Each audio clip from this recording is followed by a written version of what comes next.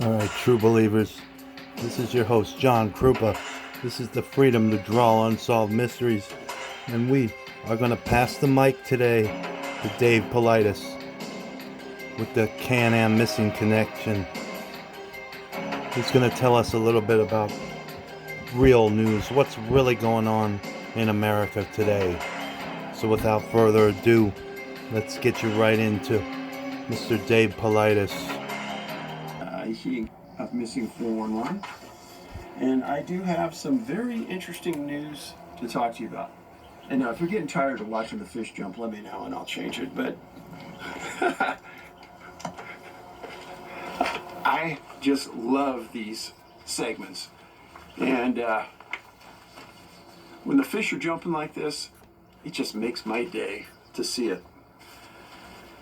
Okay, so into the news. For starters, Yosemite Park just announced that they were going to be closing probably for a couple weeks, part of the park, because the Merced River is flowing so high that it's flooding out the campgrounds. So now Yosemite is the #1 park in the world. Actually, it's the #1 location in the world for missing people. It's the largest cluster zone. And don't buy my books on Amazon. You can only buy them through my site, NA, like North America, BigfootSearch.com. $25 on my site. On Amazon, they're up to $150 each, just to let you know. And then the next article, it was on 12 different sites. After 14 student deaths, North Carolina State confronts a national crisis. May 13th, 2023. North Carolina State convened a mental health task force in November to examine the problem. With the end of the spring semester last week, North Carolina State University concluded a tragic year saw the deaths of 14 students.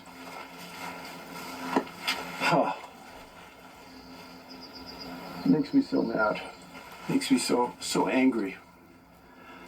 7 students died by suicide, 2 fatally overdosed, 4 passed away from natural causes, and 1 student was killed in a car accident. I really started feeling it once I got to the 4th student death, because it really started to feel like it was an epidemic on campus. At one point, said Mariana Fabian, a 4th-year student and opinion editor at North Carolina State's student newspaper. The deaths have cast an outsized shadow on the Raleigh campus, where classes continued through the year as the number of deaths gradually increased. They convened a task force devoted to mental health in November, releasing an 89-page report in February that recommended a flurry of proposals. Apart from occasional wellness days and outreach following the student deaths, the humdrum of college life continued at North Carolina State, leaving little time for grieving, according to some students. Some communities on campus have faced a larger toll of the tragedies. At least 7 students, including 3 who died by suicide, have been part of the North Carolina State School of Engineering. With over 36,000 students, North Carolina has averaged 8 student deaths and 3 by suicide annually since 2018, according to the task force report.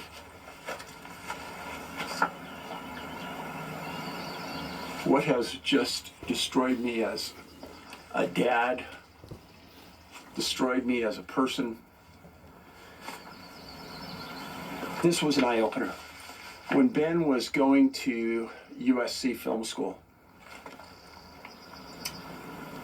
I met 3 officers that were employed by USC, police officers, and they were part of a special mental health task force that responded to mental health issues by students. I congratulate USC for being on the front grounds for this kind of issue. It takes a special kind of patience, awareness, and love for people to really take care of students that have mental health crises. Now, I want to tell everybody something. Parents and students have no idea really what they're stepping into when they go to college. The stressors are enormous for some students. They miss their parents.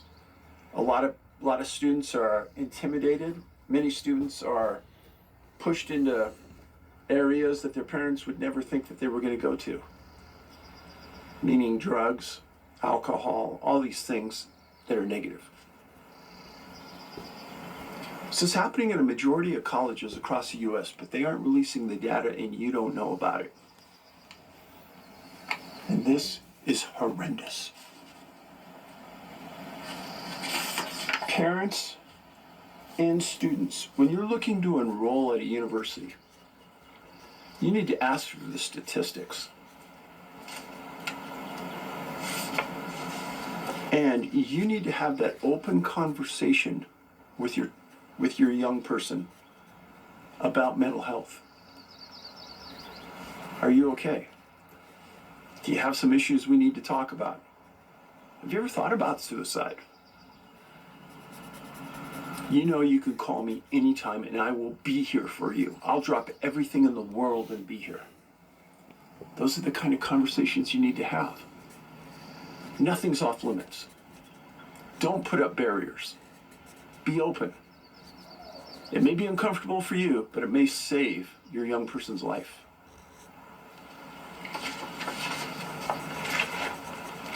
Wow, I'm sitting here looking at the camera and I'm missing all of these fish out here just going crazy. It's awesome. I may have to come back. That's it. I may have to come back. So, anyhow, next article. U.S. officials admit losing operational control at the border. The drug cartels are poised to seize it. May 13th, just the news. Border Patrol Union Chief warns drug lords may soon fully control illegal entry as security presence dwindles to 10%. I've heard this from Border Patrol up here in northern Montana. This was scary. With just 2 words, the top uniformed officer in the Customs and Border Patrol sent shockwaves across Washington 2 months ago when asked whether his agency has operational control of the southern border. No, sir, Border Patrol Chief Raul Ortiz told Congress in a shocking admission that exposed just how badly border security has deteriorated. By last week, those crossings had exploded to a record 10,000 a day.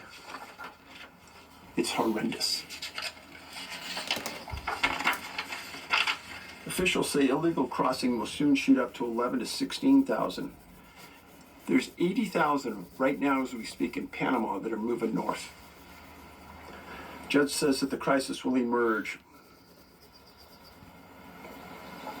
And when that happens, the cartels are able to gain ground on the vast majority of our border as they start controlling the vast majority of it.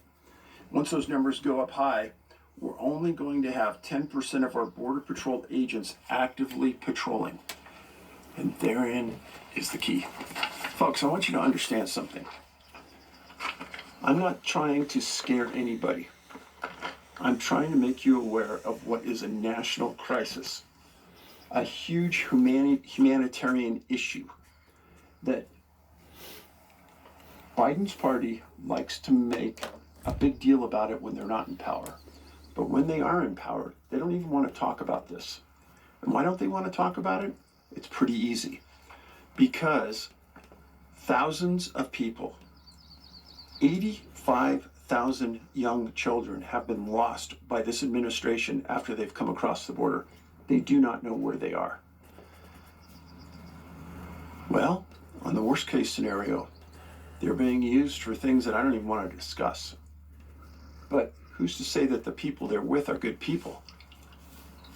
Yeah. Well, when we know the people come across the border, they're not vetted for communicable diseases. If they have no fingerprint on file, they're let in. This is huge, folks. This is huge.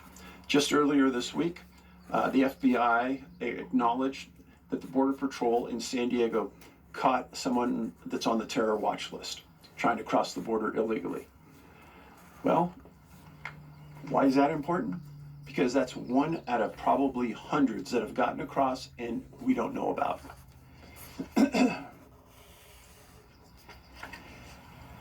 This morning I was listening to Good Morning Montana, and they had the Border Patrol chief from Montana on. And they talked about cartels. And they explained that cartels have a foothold in many reservations across the United States.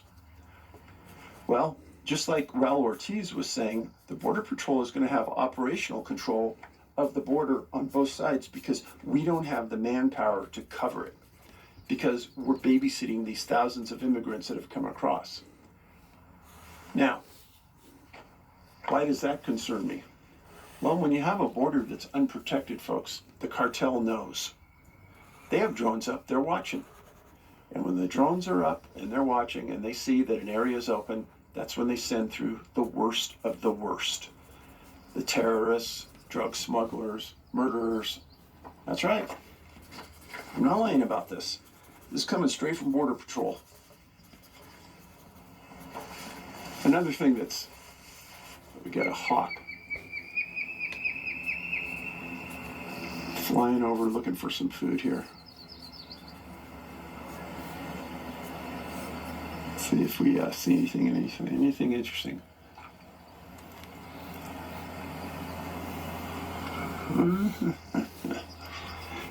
So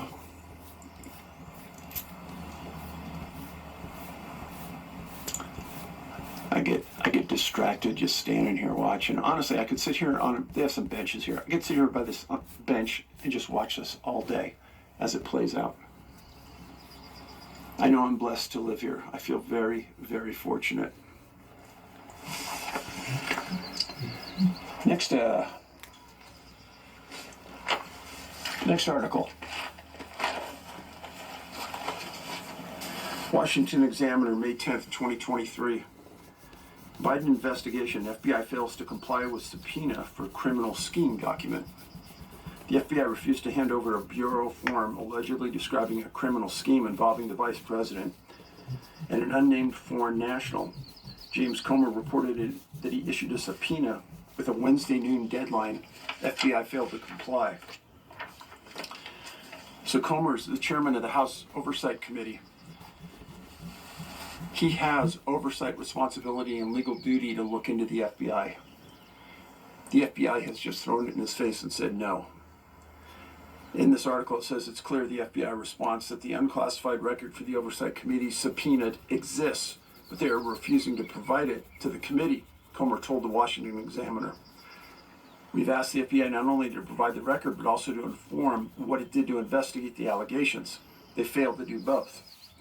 The FBI sent Comer a 6-page letter on Wednesday arguing that, as is clear from the name itself, confidentiality is definitional to the FBI's confidential human source program. What a joke. We have received legally protected and highly credible classified whistleblower disclosures, Comer and Grassley told Ray and Garland last week. Based on those disclosures, it has come to our attention that the Department of Justice and the Federal Bureau of Investigation possess an unclassified FD 1023 form that described the alleged criminal scheme involving then Biden as vice president and a foreign national relating to the exchange of money for policy decisions. Folks, this is big. This is really big. And the FBI is refusing to hand over the document. They've in essence acknowledged that the document exists. And why do you think they've acknowledged this? Because they probably know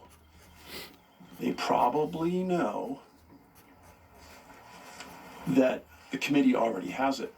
But the issue is, if the committee has it and they come out with it, then everyone's just going to deny it and say it's an unconfirmed rumor or it's a fraud. That's why it has to come from the FBI. It has to. And the FBI knows this, and they're refusing to supply it, which is huge. They are saying to their oversight committee, essentially, screw you. You're not getting it. We're not giving it to you. And we already know Merrick Garland's never going to force us to. So what are you going to do to that? What are you going to do? You're going to do the best you can and then work your way up to the U.S. Supreme Court and talk about it. And that's really what it's up to right now. So we've received the subpoena. They won't give it to us. And because of that, it's definite. So there's a couple of guys over here right next to me that just walked down to the water, and that's what you're hearing right now. So yeah, I can only go so far, folks, and to get away from people. But eventually, it's going to happen. And just ignore it, and we'll move on. And when asked for the confirmation, at least that the document exists, Ray replied, "I really can't get into the specifics here. I will tell you that we understand completely the importance of congressional oversight. It's important to me. I also understand very much the importance of protecting sources and methods of ongoing investigations." The only thing Ray has to do is ask to go into a closed-door meeting to release it, but he won't. He won't, because it's going to give them the advice or the knowledge that it exists and confirm it, so Ray won't do it. That's the frustrating part as all heck.